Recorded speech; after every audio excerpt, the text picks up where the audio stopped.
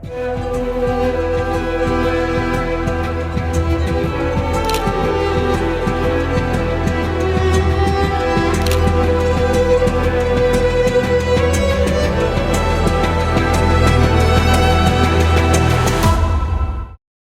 Menteri Cina, Li Qiang, datang ke Indonesia dan disambut oleh Bapak Presiden dengan upacara kenegaraan yang sangat luar biasa. Sebenarnya apa makna dari kunjungan dari Perdana Menteri Li Qiang? Saya menduga ada beberapa hal, ada paling tidak 3 hal penting yang dibicarakan. Pertama adalah bagaimana Indonesia dan Cina akan menghadapi tarif yang dikenakan oleh Presiden Trump yang di luar sesuatu yang diperbolehkan dalam konteks hukum perdagangan internasional.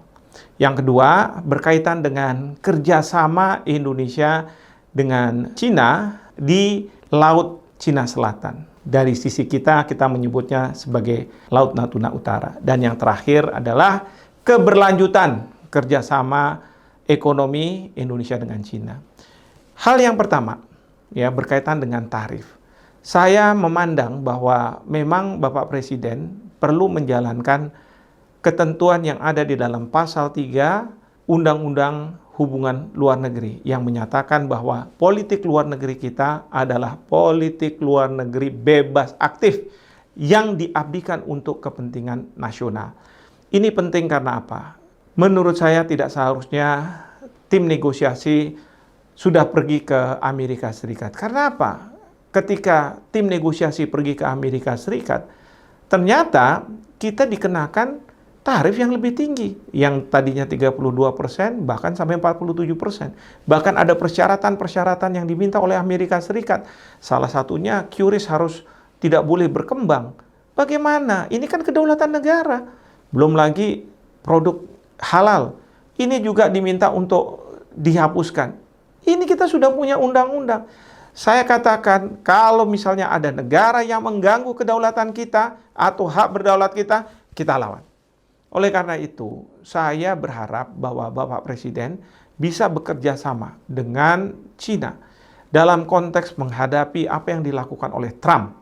Yang dilakukan oleh Trump, banyak negara sudah melawan, Cina melawan, Uni Eropa melawan, kemudian juga Kanada melawan. Oleh karena itu, saat sekarang kita melakukan kerjasama untuk menghadapi apa yang dilakukan oleh Amerika Serikat secara tidak adil yang berada di bawah tangan Donald Trump. Yang kedua, berkaitan dengan kerjasama di Laut Cina Selatan. Saya berharap Bapak Presiden tetap tegas mengatakan bahwa Natuna Utara, zona ekonomi eksklusifnya adalah milik Indonesia.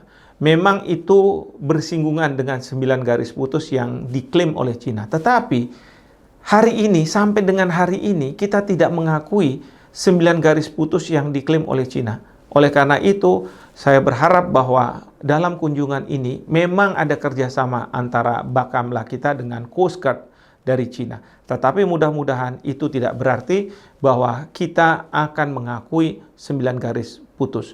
Oleh karena itu, tadi yang saya katakan, pasal 3 Undang-Undang Hubungan Luar Negeri penting, bahwa kita tidak akan berpihak kemanapun, kebijakan luar negeri yang bebas aktif, dan dalam konteks ini kita juga harus bisa mengatakan kepada pemerintah Cina bahwa kita tidak akan mengakui klaim 9 garis putus mereka atau 9-10 garis putus mereka, dan tetap pada pendirian kita bahwa kita berhak atas zona ekonomi eksklusif berdasarkan UNCLOS, United Nations Convention on the Law of the Sea.